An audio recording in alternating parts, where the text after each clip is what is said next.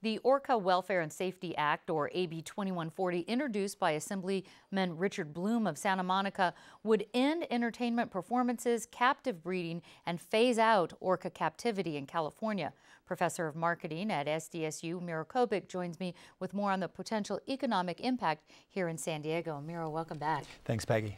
Now, State Assemblyman Bloom said that the documentary Blackfish, which alleges SeaWorld's treatment of whales, killer whales, and their trainers is inhumane and possibly dangerous, inspired this legislation. How big of a problem do you think the fallout from this Blackfish documentary is for SeaWorld? It's been an increasing difficulty. It's created a lot of problems for SeaWorld since the movie came out last summer. I think when I looked at it, their initial response was to, really reply to movie critics prior to the movie, and that resulted in a New York Times front page cover story, which really kind of blew this whole thing apart. And so it's gotten progressively more damaging as the year has gone on, and I think SeaWorld executives are really concerned about what that means for them in the future. And the CNN also bought it and then bought the rights to it and has aired it a couple of times. CNN Films purchased the rights to Blackfish. They aired it about 3 or 4 times in the fall, to increasing ratings every time. And this has really brought a lot of people into the debate. It's brought in a lot of upscale individuals, and those individuals tend, if they go to the park, spend more than the average consumer. Well, I know SeaWorld San Diego, they declined our request for interviews on this, but they did release a statement on Friday saying, in part, SeaWorld is extremely proud of our company's mission, and we have every intention of continuing to provide the enriching educational and entertainment experience. And SeaWorld claims it's one of the top 25 amusement parks in the country. If you could tell us how many people visit San Diego's park each year and how much money it makes. Well, about 4.4 million people come to SeaWorld San Diego alone, out of about 14-15 million that go to SeaWorld parks throughout the rest of the country. One's in San Antonio, one's in Orlando.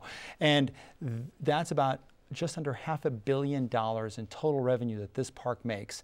That's a huge economic impact. It employs between 2,500 and 4,500 employees. It's a big mecca for young adults. It's a different thing than going to a quick service restaurant. And they also pay very good rent to the city of San Diego for the rights for the property. And that was my next question on how does it contribute to San Diego's economy? So we've got well-paid workers on the range of things, but it actually contributes through real estate as well, right? Right. They actually write a check to the city every year to the tune of $14 million, and that's more than all the other Mission Bay area tenants combined, which is a huge number. Why couldn't SeaWorld just restructure its business model, let's say more like the Monterey Bay or Long Beach Aquarium, so it's more of a educational or aquarium type based and still make that money? Could they? That's a struggle. The headline for SeaWorld is Shamu. That's their brand. I mean, if you were to poll people who attend SeaWorld, what is one ride that you have to see or one event that you have to go to? It's going to be the killer whale show, and they know that, and they're the only park in the country of this type of a sea life park that offers killer whale shows. That's hard to walk away from, and this is their 50th year in San Diego, which is a major celebratory year for them, and it's going to be a big challenge all year long. Yeah, and they have a lot of sponsors, Southwest Airline being one of their major sponsors, and that has to be dealt with as well. Sponsorship agreements are all contractual over periods of time, but Southwest Airlines has Shamu on the planes, whether they're going into Orlando or San Diego. It's a big reinforcement for the SeaWorld brand.